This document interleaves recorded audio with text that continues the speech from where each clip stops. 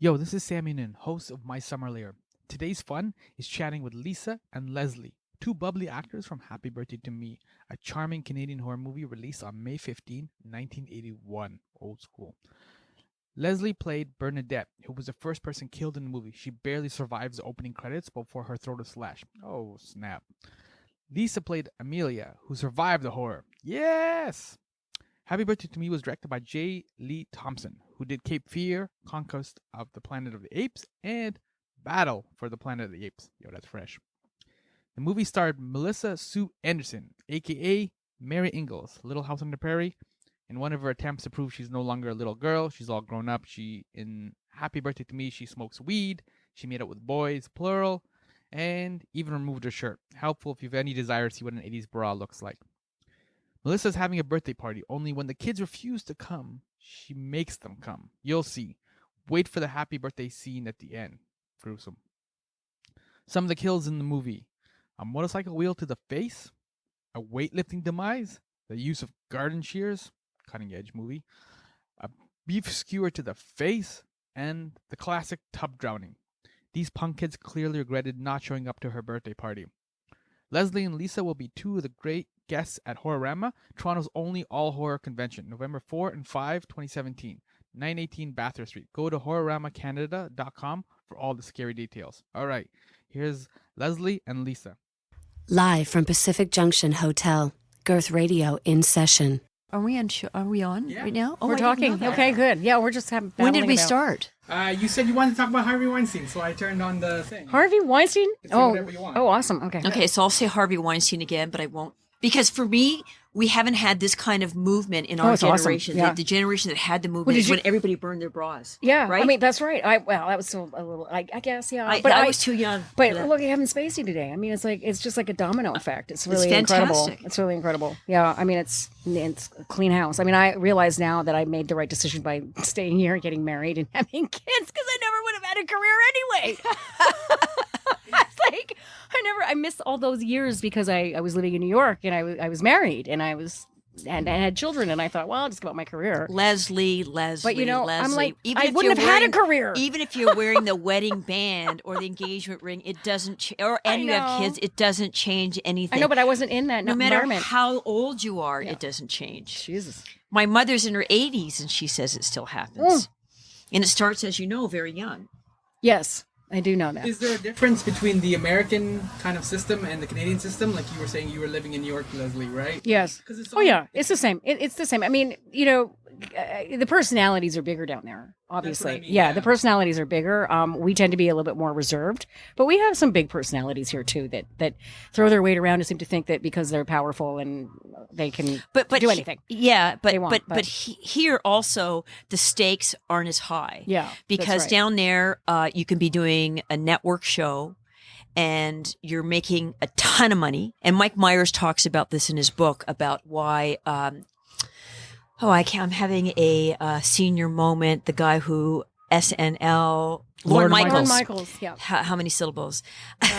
And he said to him, and he talks about this in his book, is that the reason why people sell people down the river a lot more down there is because the stakes are so high. You're making so much money. Yeah. And everything is so tied together with the networks and the studios and everything else. And that's probably why down there people didn't come out like they did. And the people that have come out, they don't have any stakes anymore. I mean, Angelina Jolie, she's not going to be blackballed. Neither is Gwyneth Paltrow. Yeah. And they have enough money to fight these people legally, whereas other people don't. But here I have been wondering why nobody has stepped up to the plate. Robin Cook, very established casting director on CBC, came out on Facebook the other day and said, now why is it that no Canadian actors have come forward to talk about their harassment? She said, is everyone afraid? Because she said, I know I am. Just writing this. And then there was a flood of people with innuendos, but nobody has actually said the names. We all know who they are, but nobody's actually, because in this town, the pool is so small that if one person says that, they retaliate by, saying that you're difficult to work with, whereas difficult to work with really means that you wouldn't sleep with them. That's it for you. Yeah. That's it. Yeah. It's like when somebody says your film is interesting, that's kind of code for it wasn't that good, or I didn't like it. Pretty much. Yeah. There's a lot of different kind of codes that the general public doesn't know. That's right. Like, you've done it again. Yes. Smile. You've done it again. You've done it again. Yeah. The other issue too, I want to, since we're kind of on this topic, is I'm curious about like the whole thing now with the internet is now once you've kind of now associated yourself and you come forward, like you mentioned, Angelina Jolie, things like that. Now the internet connects you forever on that. Like, so now you kind of have this kind of like asterisk or like this little mark on your record. Is that a good thing or a bad thing? Like, because now it'll always kind of come up and always kind of be referenced. Does that make sense? Yeah, that's the thing. I mean, everybody talks about it all the time. Thank God there was no internet when we were teenagers. Right. Yeah. Because it's there forever. It's there forever. But I think, like, again, like Lisa said, Angelina Jolie is in a market and at a level where, it's not going to harm her in any way. Like, really, her career for speaking out, because she is a very established and it's actually the PR helps her. Yeah.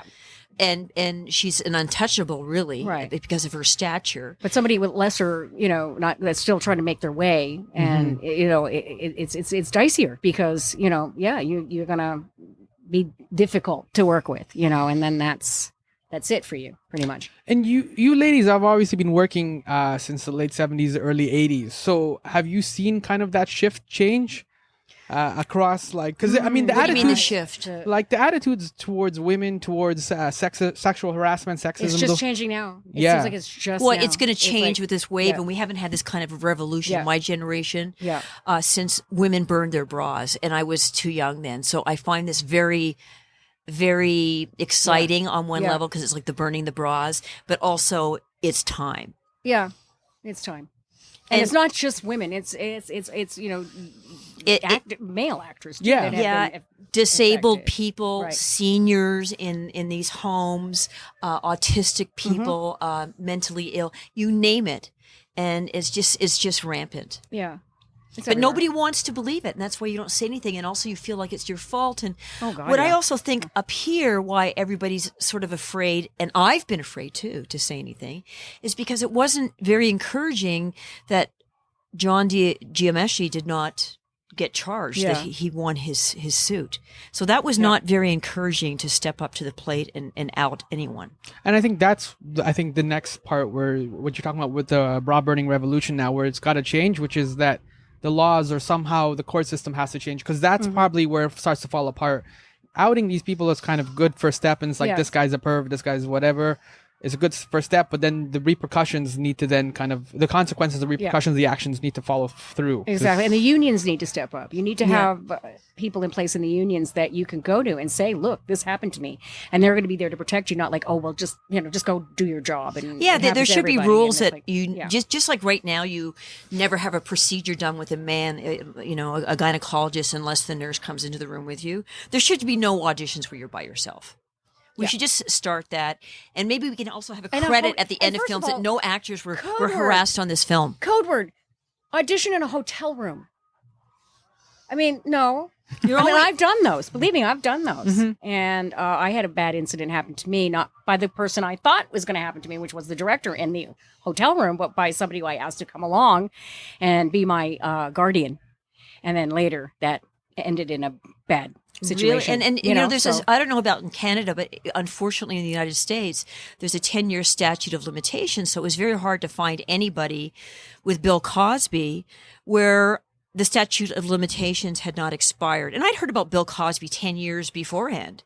I mean, I don't know whether I'm allowed to tell about the story I heard, but it was an affirmation that there's all these people, wranglers around them that are protecting them. So and also every time it does happen to you where somebody says, do you want to come out to my hotel room? You think to yourself, okay, this is a crossroads. And I made this decision early on that the only thing I had in control of my life is my integrity. I had no control over the success of my films, or the only thing was my integrity. So there you are, and you're thinking, gee, I wonder other people have gone up to his hotel room. And when you don't get cast after you say no, and that other person who's more established than you, is more of a star than you does, you think to yourself, did that person do it? Did they do it? Or was I just being asked and that star always had the role? It's the same thing a little bit like with racism. Sometimes you'll get passed over for promotion. And Yes. maybe the Exactly. white person who did get promoted, maybe they were better, they put more hours in, or the natural things. It's always hard to know because you'll Right. never like. And no one's going to admit to it. No, That, right, of course not. There was down to 3 people, and I went with the white person. I didn't want to go with the brown person. Yeah. Nobody's ever going to say it. And it's pretty hard, too, because I just had a situation. My attorney said, well, we can go down that road, of human rights, because that's the issue with harassment. But he said it's really hard to prove, and it's going to cost this much. And really, I decided not to go down the road. Because I've got a 16-year-old son, and I don't want him to be dragged with me. And I think if I were a single woman with no kids, I would do that. But Leslie's a mom too, and Yeah. you start making decisions even Based about the on your kind of kids. roles that you do Yeah. once you have a kid. Yeah. Is the time a factor as well? Because now you have to put your time and energy into this case. and- Exactly. Yeah. Right? I mean, it sounds kind of cold when I say this out loud, but it's like you almost have to make a choice between doing this or working. Yeah. Yeah. And it almost makes... Between having a child and working. Yeah. Right? yeah. And I'm glad I chose to be the good mom. I mean, I thought before I had my son that the day after I had him, I was going to go back to work. Yeah. And because I didn't believe in this hormonal thing. And really, when I had him, I thought, wait, I'm going to hire someone No. to raise my Yeah, son. I made that decision Yeah. too, where I was gonna not do that. I was gonna be a stay-at-home mom, and I did. I was, Best production of my life. Yeah. yeah. me And when too. I'm on my deathbed, I'm not going to be crying out about that great film I did. I'm going to be crying out for the people that meant something to me, meaning my son and my friends and my mom. Right. And, yeah. But doesn't having... And a- Lesleh Donaldson. Hey, and Lisa Langlois. There we go. That's a great introduction now. Hey. Yeah. But doesn't having a son, though, kind of then that gives you an opportunity then to pass on or trying to make things a little bit more right, I guess. Oh, right? oh, Whether you have a hopefully. son or a Yeah, daughter. I have 2 boys as well, Yeah. and it's very important that they are aware on how to treat women and people in general. And thankfully their father is an amazing dad too. So we're both on board with that for sure. I think that's part of the problem too, is just especially as you kind of like get into your late teens, early 20s, you have a hard time kind of talking. Some dudes Yeah. have a hard time talking to women. And Yes. They don't quite know what to say or what to do. Well, and- it is hard. It's awkward, for, on both sides, really. It's part of growing up. It's part of learning how to socialize with each other. It But doesn't help with the media and some of the songs. No, the songs and the media, And it's been going what they on. have access to on their phones and on the internet. I mean, they just have so much more access to things than what Lisa and I had when we were that young teenagers and early 20s. I didn't have a cell phone. I had a rotary phone. To go into my bedroom and Remember when landlines were called phones? yeah. But also the men of our generation and the women too, we were giving the wrong signals too when we would watch films like Gone with the Wind, where Clark Gable grabs her and starts kissing her and she's struggling and then she gives in. And we saw that on the waterfront and over you would see. And so men have been trained, especially that Yeah. generation, that no, just to impose overpower, myself on them and they'll eventually give in because they'll see how great I am. And it's Yeah. been the wrong message, the wrong commercial. Yeah. It's a hard balance, right? Between being like strong and like what you're saying is like imposing. Yeah. You obviously don't want like a weak dude either, right? So it's No, like a yeah. weird, and dudes have a hard time. No, You call no, them it's not dudes. weak. It's not weak. What I want in a man is somebody who has a high EQ, emotional quotient, who's not afraid Yeah. to be vulnerable and share his feelings. I don't want a KD, which is a knuckle dragger. I mean, I like that. Knuckle draggers. We've known a few. Yeah. exactly, exactly. In personal lives and in professional. And speaking of things that are on the internet forever, there's sometimes you end up doing these films because, for example, I'd be in the States when I first got down there and I didn't have my green card, so I could only get a work permit to act. So what do you do in that 3 years between? And so you end up taking parts that you wouldn't normally take, and they're on the internet forever. Yeah, they are. Yeah, nobody erases IMDb. Oh, No. and my son, his friends Google my name, and then these films that have now ironically turned into cult movies, which are films I buried. But now nobody cares about Claude Chabrol and John Huston, Hal Ashby. They care about Deadly Eyes, man. They care about the dogs, the Dachshunds dressed up as rats. Tell us about that. Yeah, of course, that's what they want. Well, okay, I'm going to say it. One of the dogs, I don't know where the SPCA was, and there was maybe no credit at the end saying no animals were harmed on this shoot, but one of the dogs died of a heart attack. Because they were inside a suit. Well, they're so flipped out. Can you imagine? Yeah. And all the only way that they could move was that they couldn't see. So they had to smell with food. With bloody meat. Oh, yeah. So they would all be kind of going like that towards where the meat was. I'm like that. Me too. I get it. You know, some good beef steak tartare, fresh ground hamburgers, meat. I'm like that. Yeah. We're getting to the dirt part of the interview now, right? Right. Yeah, I thought we started with the dirt. Yeah. We didn't quite say, we didn't start with Harvey Weinstein, but it's like the flavor right now. Yeah. Yeah. And then now the terms Cosby'd and Weinsteined. Have you been Weinstein? Have you been Cosby'd? I've been Cosby'd. Yes, exactly.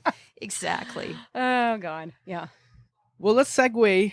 It's a rough segue, but let's segue. On that note. Yeah. Yes. I don't even know where to go from there. No, but it's been happening since the dawn of time. I mean, look at Fatty Arbuckle, what he did. It's been going on. I mean, Hollywood's built on that behavior, really. The whole world is built on that behavior, especially young children. But Hollywood has the money and the power and the influence to kind of cover those things up for the most part. And that's like, I mean, we saw that. So do the Boy Scouts, so does the Catholic Church, so does anywhere where there's people in a position of power with a child or a woman or a man, and they have the money and they're powerful, they can determine what's going to happen in your life, that it happens. Yeah.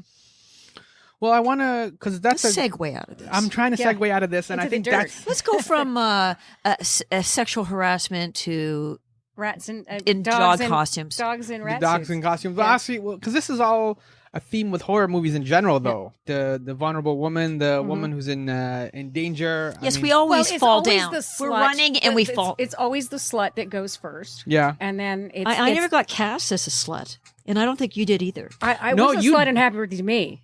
I was implied to be sleeping with everybody. Oh, okay. Yeah. And I was the first to go. But it's always like the woman that has the sex is the one that's going to get it. It's the strong final. Then there's a final girl who kind of, she's the strong one. The virtue. The virtue. Yeah. The virtue. And I've never been I guess. Yeah, I guess you survived. I always survive. But it is a question. Well, first of all, in Happy Birthday to Me, I didn't survive. I got the axe in the head, but then it was going to get an X rating. So they took that out. Lisa, you and now I'm catatonic. Yeah, I'm catatonic at the end, and I'm not at the birthday party. And then it's a question about whether I died scene, though. in class of 1984. It's a question because I'm still kind of talking, and I'd like to say I survived, but I normally survive. Like I normally have this. You always end up running and tripping and falling. That's what happens. So this leading man can come and rescue you. Mm-hmm. Yeah. Because that's what we do, women. We're so vulnerable and not we trip strong. And fall over our feet. Yeah. Our heels. Yeah. When we're trying to get away. But Leslie, you put up a good fight in Happy Birthday to Me. I do. Yeah. Oh, hell yes. And I think I did in curtains too. I mean, I go, don't go down without a damn. Those feet through the windshield. And I tried to trick him. Yeah. Saying that I like pretending to be dead or her. Mm-hmm. And by the way, weren't her legs nice? Yeah, they were nice. I know nowadays, but when you'd see right up the skirt, and you'd probably have my blouse open to catch exactly. a nipple yes, you shot. would. Yes, you would. And You would have that. Would have happened now, but for an '80s movie, though, both of you did all right. Like the hair wasn't that bad, the outfits weren't that bad. It was fun. We had those scarves. Yeah, that's true. The hair wasn't that bad, but that's because I had a great hairstylist. Yeah, it was a big because it was J. Lee Thompson directing. You had a great crew. So I thought we were talking about her hair in Deadly Eyes. Oh, in Deadly Eyes. Well, that too was Robert Klaus. So Robert Klaus. I mean, he's Bruce Lee. Enter the Dragon. I know. Yeah. You guys have had work. It's actually a really great film if you watch it. I hadn't watched it in years. I'd buried it in my resume because I thought I was an artist. Working with auteur directors, which I had. Well, Robert Klaus is pretty cool. But if you hadn't been to film school, they would think Claude Chabrol is a perfume.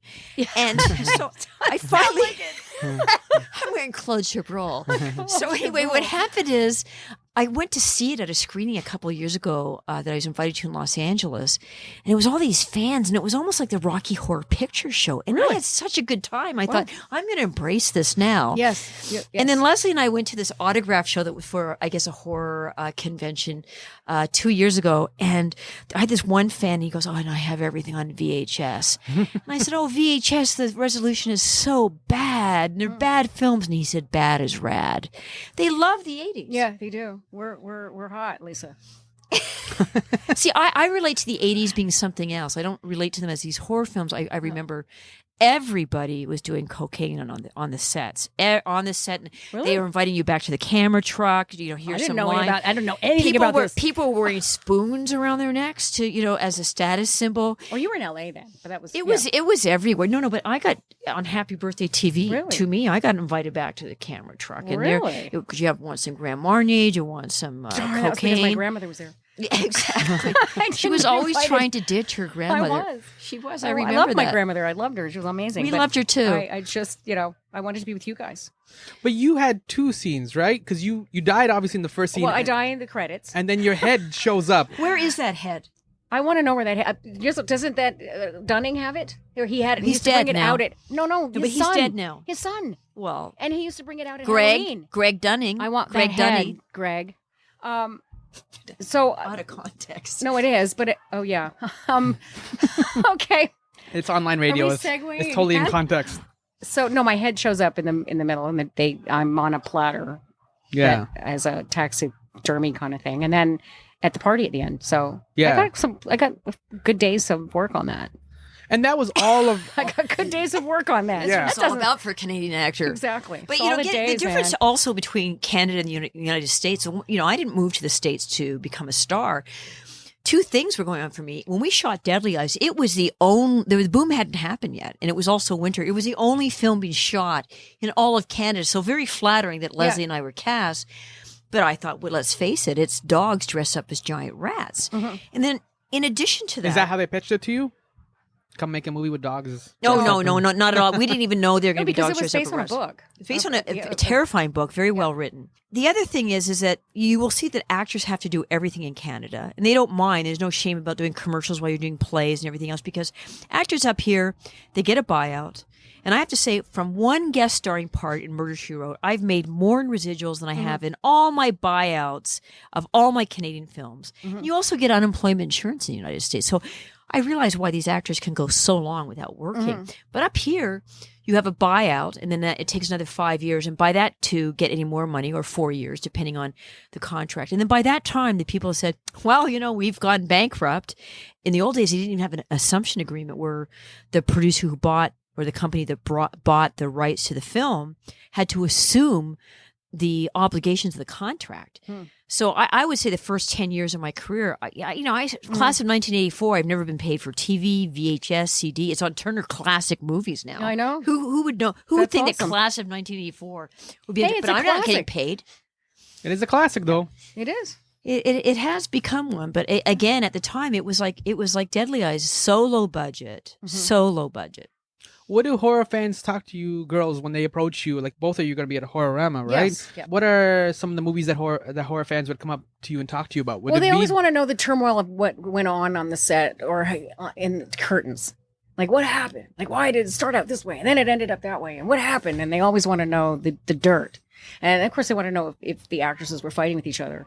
Well, speaking of fighting, I'm going to say it right now out loud. Yeah. Glenn Ford on Happy Birthday to Me punched the first AD in the face. Oh. Gonna say it now. Why wasn't He got outed. All the fun things happened when I wasn't there. I wasn't there. He was in I wasn't there that day. I heard about it. Wow. Because I happened to be going out with the camera operator. So you knew all of this. And I would hear all the dirt, and that was Wow. one of them. And so I finally called that guy the other day, and I said, "So why did he punch you in the face? And what did you do?" Did he tell you? And he said he called John Dunning, and because what had happened You're is getting some dirt, man. This is interesting. Keep going. what had happened Yeah, was, on low budget, you can't go overtime. You have to get permission. You can't do meal penalties, and the AD had been told no more meal penalties, none. So they were shooting, and this happens with actors. You get into a role, and you don't want to break for lunch because you're just about there. You're going to hit the sweet spot. and they broke for lunch. He had to. He couldn't, he had to follow orders. So Right. Glenn came back to, the ADs have their own little office in the trailers, and he punched him in the face. Oh my God. Wow. Well, Yeah. what did you break for lunch? So there was like cocaine punching EDs. Yeah. There's like this was a Gordon tumultuous Marnier. set. It was. I thought it was a fun set. I didn't. It was a very fun set. There's nothing like those Montreal crews. No, there isn't. Yeah. I liked working in Montreal. I It do was fun. too. And as Yeah. Angie Dickinson used to say, when those grips bring those French fries. Oh, All the actors, everybody has crushes on the grips. Yeah. They have Yeah. these great bodies from moving, Yeah. the dollies back. Of course, I and went for the driver. I don't know. Don't ask me. forth. Low self-esteem. I remember because the only one that would give me any attention. Because Where's I was that the young driver one. now? Neil Allen Bibby. I have no idea. oh, still remember the name I too. do. Yeah, Oh. I know. He was cute. Neil Yeah. Allen, Where are you, calling out for Neil Oh, Allen. there you go. Bibby? Where was No, your but grandmother? they all got told by. They were like, "Hey, there's some, there's gonna be actresses on this set," and they're all like, Yeah. So tell the Lenore Zann story. Oh, I can't tell that on this. Oh, that is really? hysterical. Come on, you It's started one of the now. best my stories I've God. ever heard. Well, it's just it's on very Happy brief. Birthday I'm to Me. sitting. I don't know why you weren't there. You might have been in a scene. I don't know. You might No. have been off doing something. In No, a it scene. was at the doctor's office. No, we we- had to be approved. We had to get her get I have cleared? no clue. I was in 'Cause a- that's I how I was in met the Matt green room. Craven. I was carrying my urine. No, he was sample. there. Okay. He Why was were in you the carrying room. your urine sample? Because You have to get at a approved. certain level, Insurance. the insurance company Oh. requires that you get a drug test? a green light for your health for insurance. And so I'll never forget this because I had I thought there was kind of a flirtation going on between Matt and you. Matt Craven and me, and that's I had how a we crush kind on of Jack met.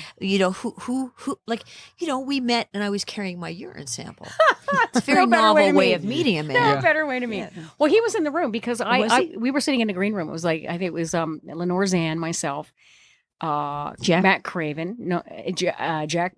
No, Jack wasn't in the room yet. I want to Lenore say Zann. maybe Lenore Zann, me. I don't know if Tracy Bregman was in there, but I think it was. And then Matt Craven. And I think maybe Richard Rebier. And in walks Jack Bloom. He goes, "Hey man, where's the party?" And Lenore turns to him. She goes, "Well, it's sure ain't up your ass, so you'd feel it." Just like that was the funniest thing I'd ever heard. It Isn't it? I was 16, right? And then Yeah. she was like, when she just said in this sort of Marilyn Monroe way, it was Oh yeah. well, it sure ain't up your ass, so you'd feel it. Like, he just kind of looked at her like, what? And everybody just burst out laughing. But there was a kind of fun kind of set that it was. I mean, they It all was. got along. Everybody got along. I always talk about this when I'm interviewing. We all about got Happy it. Birthday to It Me. was a wonderful set. And when they talk about We shot doing all nights. I know They all were nights. nights. But when they talk about doing a remake of this movie, I'm like, well, guys, you better make sure the people that you cast in those roles have a rapport like what we had, because we knew each other from the scene, from the industry, like auditions and stuff like that. And Matt and Jack came off of Meatballs, so they already had a rapport. Leslie, I didn't know anyone. I was living in Yeah, but Hamilton. No, but we knew each other from auditions and stuff, Yeah. and like we would see each other. So we already had this kind of rapport with each other.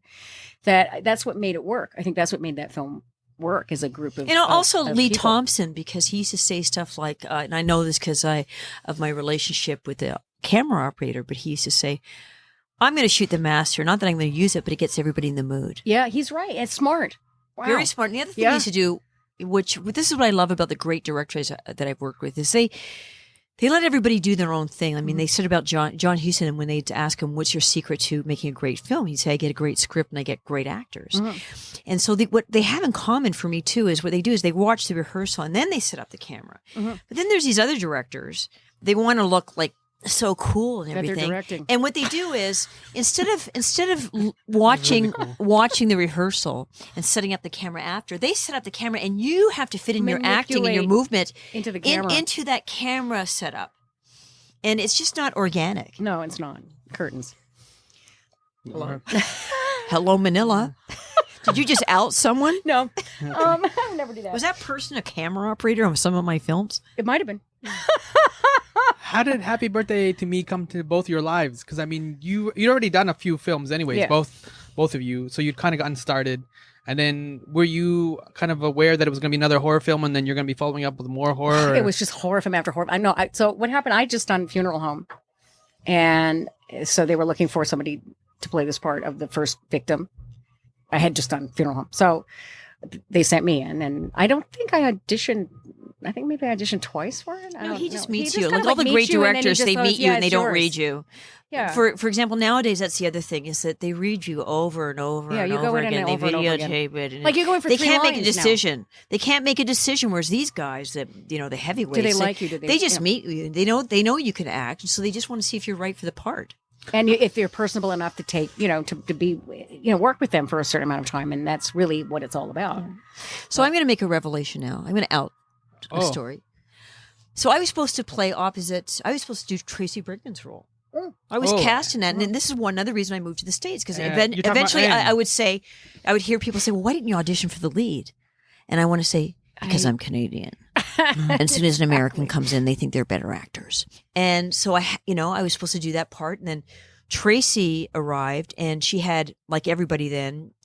Everybody was discovering their DNA, that they were actually Canadian somewhere along the line. I mean, when the John Huston film, it turned out he qualified as a landed immigrant because his dad Walter was at born Winchester. in Toronto. He went to my public school, Winchester. Wow. Not the same year I did, but So Tracy had Canadian parents or something, Mother. and because she was American. her No, we mother- love Tracy. We get along great with Yeah, her, but she's because awesome. she was American, and she was on a soap opera series on network, she got the part. And my agent said, because she came into our agency and got representation with the head of the agency, my agent said, well, I knew she was trouble as soon as she walked in. So that was hard. That would happen over and over. So you finally that happened to me leave, too a lot. and you also leave because in the tax shelter era, you say to yourself, would I have gotten this part if I weren't Canadian? If it were the big pool, and so you leave because of that, just for an esteem thing. That's what I did anyways. I just wanted. Why did you leave? I was getting married. My ex-husband was American, so I thought, well, I've always loved New York. So I went. My career was I was in a lull in my career. So I was I'm not doing a lot of film and television. Well, you get to that certain age where you don't fit in as 31. ingenue. You don't fit Yeah, in you kinda have as to grow mom. again. If you don't look old enough to play mom, you don't fit in as ingenue. Yeah. And Claire Walker said that to me one time. She goes, "Oh yeah, you're in that age group where you don't fit in as ingenue Yeah. or as mom." Yeah. Well, I had an agent say to me once, she said, look, you're going to have to do one of two things. One of two things is going to happen to you. You're either going to play the game, which is like Take your clothes off, sleep with people. blonde your hair, get really skinny. Yes, blonde is the other thing. Get really skinny and do that part. Or you're just not going to work until you're like in your 40s and you can kind of grow into it like a Glenn Close. And I was just like, well, I'll wait for that to happen then. No, it's absolutely true because I wanted to be a serious actor at one point, so I went brunette. And I only got called in at Bad that Girls. point for the best friend. Or the bad girls, the fat friend. I always got the fat friend part. Yeah, I don't figure unless he thinks that, and I've never perceived her as the No, fat but that friend. was the fat friend because they always used to tell You me. had dark curly hair, and I I know. had straight blonde hair, and that's what gets the lead. That's true. And but I used to always get told by casting people, you have a leading lady's face on a character actor's body, and I'm like, what the hell does that mean? what is that? Like, I've seen some pretty skinny character actors. That's because the character actors, I guess, they don't wear Spanx. They didn't exist They then. don't. Yeah. They didn't didn't Spanx exist then. didn't exist then, Yeah. right? But did it also having because you both did some background with like modeling? Oh, yeah. No, I had no background in modeling because Didn't you win Miss Teen or? Yeah, but that was totally.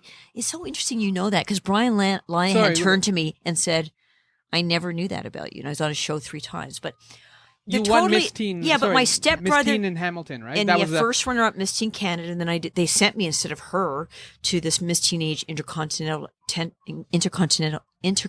You can do Hello, it. Intercontinental, and I got second runner-up and Miss Photogenic. But anyway, I what didn't know about happened Miss is Photogenic. I High didn't five! either. unanimous. Wow. That's pretty High five cool. for Miss Photogenic. That's pretty good. And I'm All going right. to out something else now because right. biggest disappointment in my life, realizing that things are not fair. So after this girl, like everybody thought I was going to win because this girl, messed up on her, and forgot her speech and everything, and so everybody thought I was going to win, and I had such low self-esteem. I was happy that I gotten that far, and then they said that. Then it got down to myself and this woman from Ottawa, and she won. So my mother is at the after party, and the head judge says to her, "Put Lisa in Miss Canada because we couldn't let her win. She was just too young. And usually people that are that young don't get that far. I was 14 and the girl who won is 16. They can't get you out of school. And then I ran into David Mulligan. Remember him? Yeah. Much Vancouver. In the hallway. And he said, keep it up, kid. You got everything, that it takes. You're just too young. And then years later, I'm in LA and I'm at Clay Boris's house, and John Allen Cameron, who was also another judge, was there. And Clay Boris said to me afterwards that he had said, see, that girl that was over your house? She actually won the contest, but the head judge said, we can't let anybody from Hamilton win. And then Donna Switzer, who was also one of the judges, she started a pageant in Kitchener. My mother said, why are you asking Lisa to give away the crown? And she said, because she won the contest. So that's at 14, that's when I realized that life isn't always fair. No, it's not honest and it's not fair. It happens all the time. I mean, I was on this film called Joy of Sex, and I was at this chiropractor's office, and when I went in, he said, remember that guy who was in the waiting room? And I said, yeah. He said, the guy that came in before you? And I said, yeah. And he said, well, he's one of the producers on Joy of Sex. And he told me that you were so much better than the lead that they buried you in editing. Oh. And I've heard that over and over. Like, for example, what's her name? She was with Al Pacino. Ellen Barkin? No, before that. Michelle Pfeiffer? No, Coal Miner's Daughter, the Sissy co-star. Spacek? No, the co-star. Oh, Beverly Beverly D'Angelo. D'Angelo. She was apparently so much better than Sissy Spacek in that movie that they buried her too. So apparently, they groom stars and they protect their stars, and so people get edited out. I'm the one that modeled. I did the Sears catalog. I started. Wow, where is that? Do you have When pictures? I was a kid, I do. you have Not pic- on me, but Because yeah. it's no longer. No, it is no longer. You should bring that to Horrorama to have people sign. I should. That's vintage. I know, but I don't know if I have like multiples of me in my Did underwear. you like modeling? In my underwear? And have, at like 9, at like in grade 6, and have your fellow classmates going, look, Leslie's in her underwear. Oh, Like, that's awful. No, that's so I had a shaming. teacher That's say- so shaming. Oh, it was terrible because you're a kid, right? You're in public school, and then this kid would, go, Leslie's in her underwear. And I'm like, yeah, but that's for a catalog. Thank God there was Flo. no internet. Thank God there was no internet. I know. No, but but people do things that are shaming. Like I did this film called The Man Who Wasn't There. I auditioned against Christy Brinkley and Jennifer Jason Leigh. So it was like kind of this big kudos. I got the film opposite Steve Guttenberg, and it was like it was like Paramount's 3D film for the summer to battle against I remember that. Universal's 3D. And it's so embarrassing because I was told I was just going to be in silhouette. So I'm doing all this stuff with no clothes on. Uh-oh. And I'm thinking, well, this is a PG rating and this is Paramount. It's like, and they weren't allowing anybody on the set because they said, ooh, we have to eat. We're not even letting, I went up and talked to the producer. He said, no, we're not even letting entertainment tonight on the set. This is top secret. So I went home to my DP boyfriend and I said, they told me it's this bright on the set because it's 3D and I have none of my clothes on. I'm supposed to be in silhouette. Were you naked? He said, Lisa, the way it looks on the set is the way it's going to look on film. I'm telling you, I still have people at high school reunions coming up to me, guys saying, I saw you in that film. Oh, jeez. Oh, boy. Oh, God. So embarrassing. And Oh, it's Lord. on the internet. I don't And have any of that that's what I mean. happening to me. It's once it's on the internet, that's it. It's like the worst essay of your life being posted on the internet. Yeah, I can. Oh, God. You get Yeah. letters from lifers in jail. Woo. That's exciting. That is exciting. Yeah. That's why you're really glad that there's one address between you and the lifer, that it goes to your agent first, then to you. It's very, Yeah. it's very Well, look frightening. at that girl that was on that show with Pam Dauber. Rebecca Schaefer. Yeah, I mean, that was horrible what happened to her. Very, very horrible. Yes. And that's before Facebook and all that stuff. But does having that background, either like being Miss Photogenic or being in the Sears catalog in your underwear, does that I have never knew that I about you. know, yeah, that was me. does that have an impact on how you are perceived as well? Because like you were saying, Lisa, like when you changed from blonde to brunette, you got perceived differently. Like, does that already No, start? but even in the real world, you get perceived differently. Like, I had no idea. Suddenly, men aren't pumping my gas. They don't offer to When pump you're- in my when you're gas when you're dark-haired. brunette. Yeah. You don't have women saying to your men, saying to you, you're not at all what I thought you'd be like. And, people talk to you like you're intelligent. Like that's what I said to Lenore Zan. I said, "Oh man, like you're an MP now. Like what's that like?" And she said, "It's so great. People talk to me like I'm intelligent." And then the other thing is because you're wearing this blonde. And I had just been used to it being blonde, but when I got brunette, like when you walk into a restaurant or a venue, people don't turn to look at you. Like it's amazing being blonde. It's just the character. I know it's crazy. And then I only got brought in as the co-star after that, which is actually maybe a blessing because you actually maybe get the part for acting as opposed to when you're blonde. It's you're up against, like say Daryl Hannah and all these people. So is it really about your acting at that point? Really? I don't know. I mean, no, I think that when you're the co-star, it's purely about your acting, I guess, but not the lead. I don't know. Leslie, you did a whole bunch of horror movies, right? I did. So I it's know. like, damn. You didn't tell me that. What are they? I did like 4. We're going to out you right now. I did couldn't 4. get. What do you mean I a couldn't whole get. lot? I couldn't get. I wanted to do the comedies. I wanted to be in You'd be Meatballs so great in comedy. and that Porky's. I wanted to do those, and because that's what the two kind of movies they were making back then was comedies or horror movies. And I always got the horror movies. I don't know. I've always got sent in for the horror movies. I got another horror movie. No, you're such a great screamer. I guess. And your eyes, when they get that big, Leslie. But she is very funny. I can't believe you. My didn't get eyes that could get part. big in a comedy. I don't know. I mean, Did You you could scream in audition a for comedy. Meatballs? Did you audition? no. I did. I auditioned for No, I Meatballs. never I come auditioned. out of getting my wisdom teeth removed, Oh, and dear. I was all black and blue, but I went anyway. And Jack Blum. Bloom. Is it Bloom or Blum? I always called him Bloom, Okay. but I had a crush on him. So Okay. oh, you left the driver, eh? I He know. likes the driver, yeah.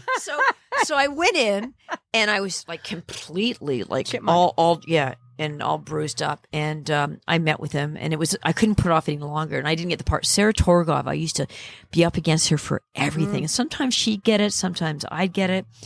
So we had this joke in my family because I didn't get it, saying that, well, I didn't get that part, but Vincent Price called and he wants you for a movie because I look so awful. That's hilarious. Yeah. Yeah. But were you even concerned about being like pigeonholed or Yes, kind of I was, typecast totally. as That's- like the? I was totally. But they weren't casting Sophie's Choice up here. So I mean, I was. Yeah, I wasn't concerned at all. I but just the thing needed to is- make an income. I wanted to work, and it was a great training ground to learn how to do your craft. And you're working with everybody was Great doing it. directors. Great directors. Yeah. Everybody was making horror movies. Everybody, and it was like, okay, well then, all right, I can learn from this. Nobody's going to see them, but I can work with these fantastic people and learn my craft at the same time. It's true. You learn your craft. You do, And why you learn your craft too is in those days there was no budget, so you would only do 2 takes, and the second one only being about maybe there was a hair in the gate. Yeah. So when you go to the States, there's these big budget things, and you're not worried at all about being able to do it because we've been trained to do everything in 2 takes. Yeah, there's a friend of mine. He did some work with the Canadian Army. This is kind of a weird tangent, but he did some work with the Canadian Army, and because our Canadian Army is so small, the dudes know how to do everything. They know how to fix the Jeep. They know how to do the guns. Is that and- right? Yeah, and whereas the American guys, they're just trained for like one certain thing. Is that yeah. right? Yeah. Well, that's how actors are here Yeah. too. They They're know how trained to do everything. Commercial, like you said, And commercial. they say when we go to Stage. auditions, what differentiates us from the Americans is we're off book. Off book means that we know it by heart. You memorize your lines when Yeah. you go into an audition. You have to because you want to interact, and Americans don't. Yeah, That's what we're told anyway. Yeah, they just want to prepare almost for the scene or the couple of Yeah. scenes that you're going to shoot that Oh day. man! And beyond that, I knew I was in trouble. I was on this other horror movie in Italy with called Transformations, which I did in like 1988. And it wasn't finished, and now it's just been released. And I'm thinking, how could it be released Just when it's now? not been finished? Yes, this year, and it was with Rex Smith. And so, you want to meet your leading man before you get on the set to kind of get a rapport. So we're bicycling around Italy, Rome, and there's the Colosseum. And I'm saying this because that's the moment he said this, and he turned to me. He said, "So have you read the script yet? We're shooting the next day. I'm like, really? You know you're in trouble when." Yeah. Oh my God.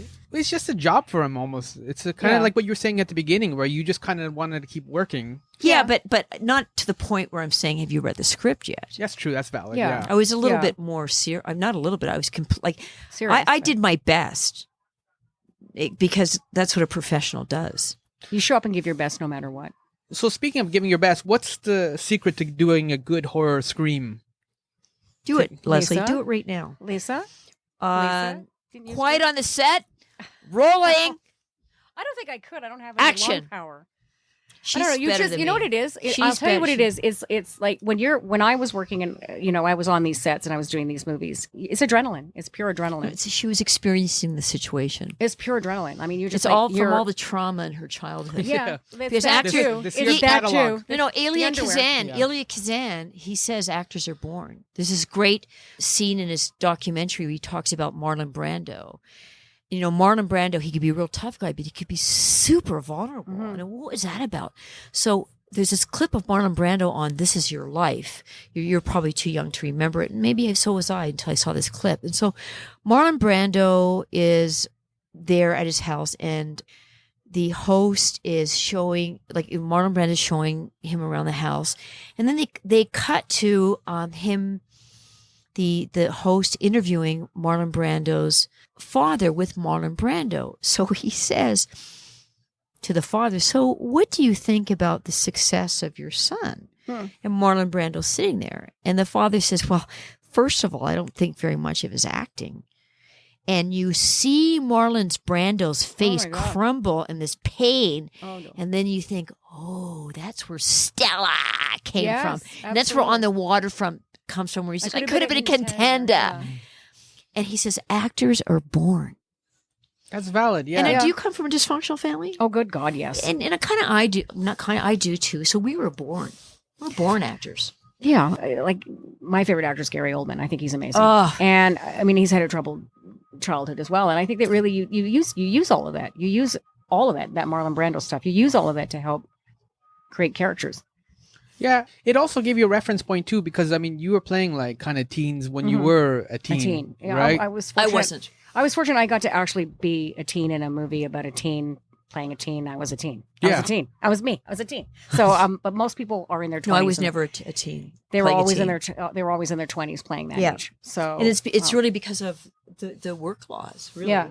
Because when you're underage, you can only, I don't know, I can't remember about it up here, but down in the States, you can only Yeah, it's in work the 4 States. hours. And then they also have to pay for a tutor on the Yeah. set.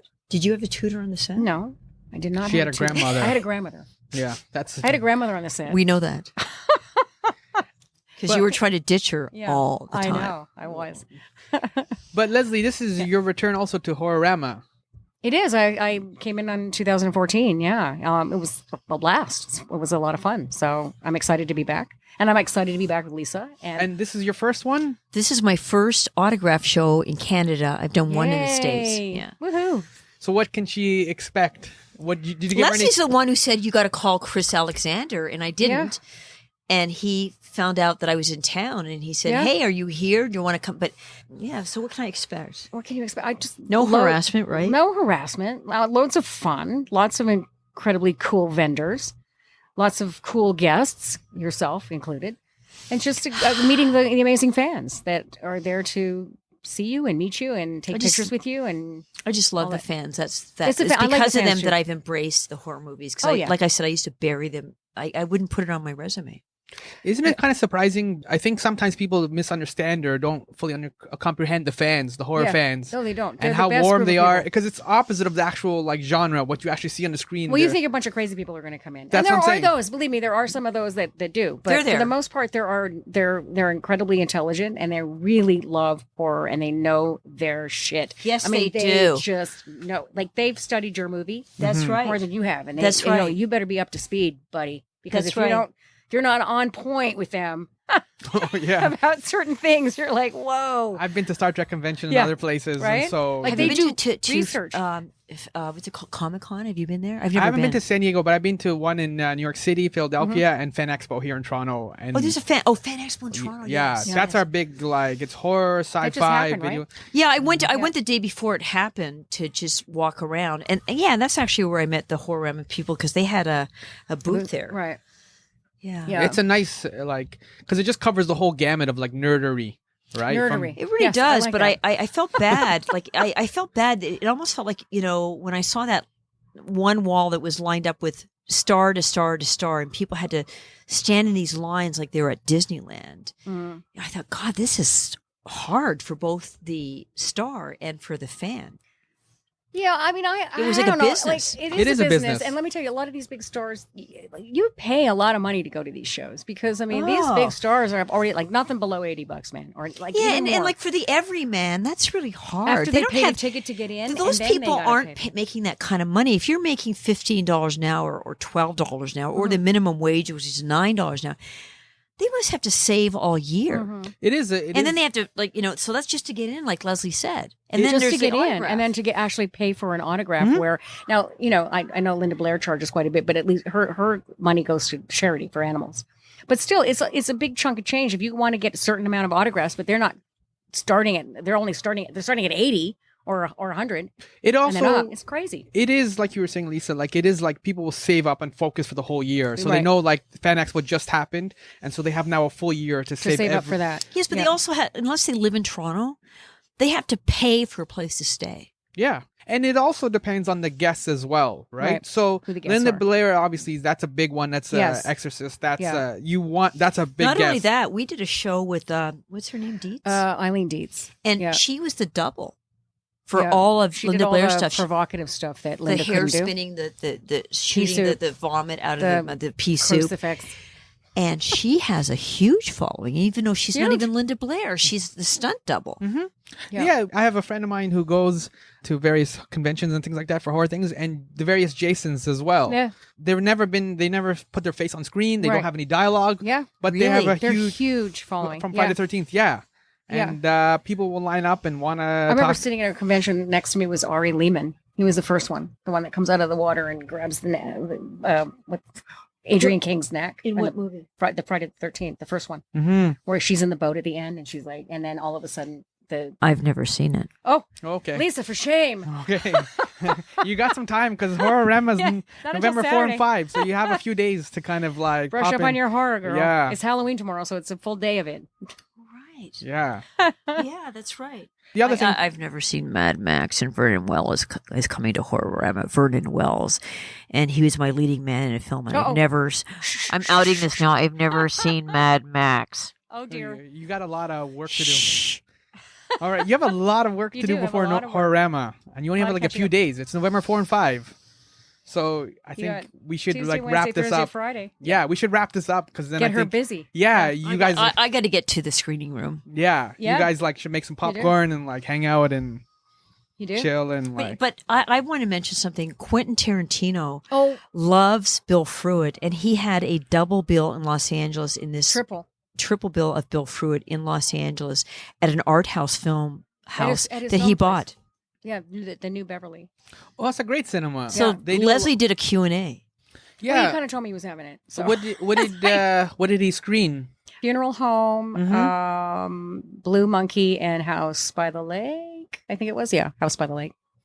Does Happy Birthday to Me get a lot of love from Americans, or do they? Well, it got a lot of love. He screened it the following year with Cape Fear for Okay, a J. Lee yeah, 'cause Thompson that's the double same bill. director. Oh, Yeah. Cape Fear. Yeah. It's so much like the Original. Scorsese's version was fantastic. But if and if you hadn't seen the original, but I called up J. Lee Thompson after the Yeah. Cape Fear as a Scorsese came out, and I said, I have to tell you, it's a great film, but man, your film was so good. But understand, I worked with J. Revolutionary. Lee Thompson without having seen any of his films. I didn't even know who the hell he was until like years later. People said, "Do you know that he did Guns of Navarone and Cape Fear?" And I'm like, "He did what?"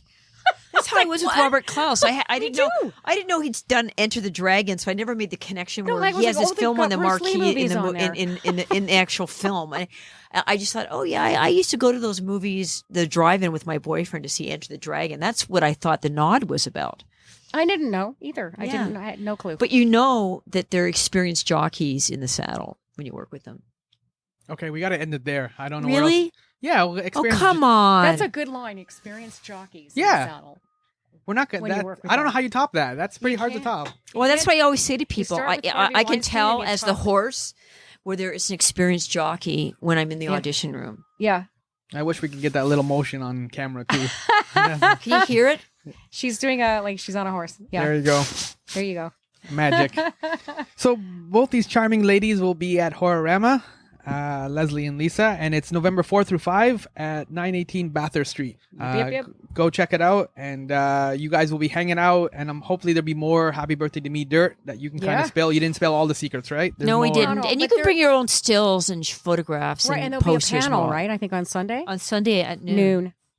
All right. Where we can maybe, if you ask the right question, we'll spill more dirt.